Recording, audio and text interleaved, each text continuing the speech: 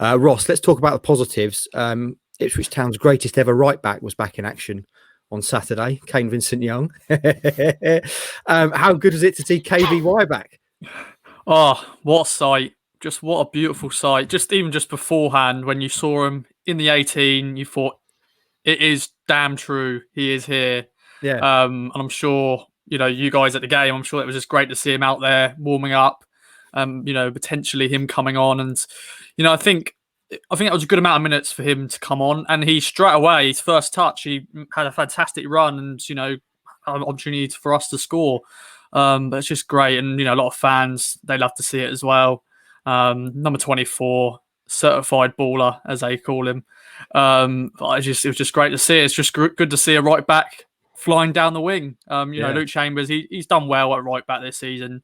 But he's 35 and he's not that quick. So it's a nice change. And, we need to be careful though. Don't want to, go too overboard about it because, he's played one game, 10 minutes or so, but it's good to see him back. So a positive from the defeat.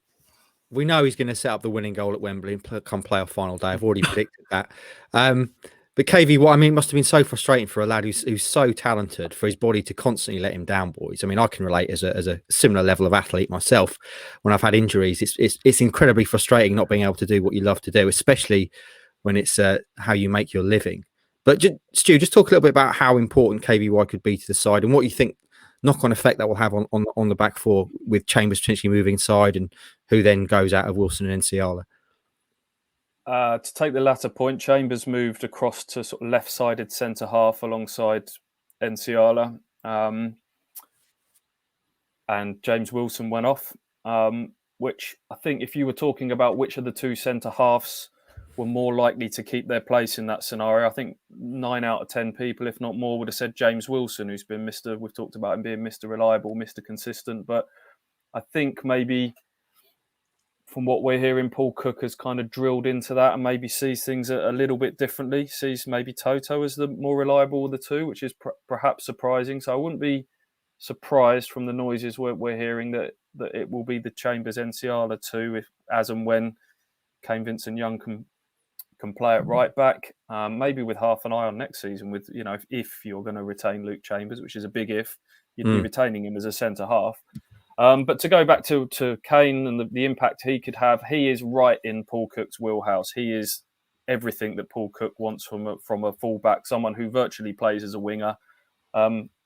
It's mad to think that prior to these injuries, Kane played 9 games for Ipswich and managed to generate that level of excitement from 9 matches. He scored the goal.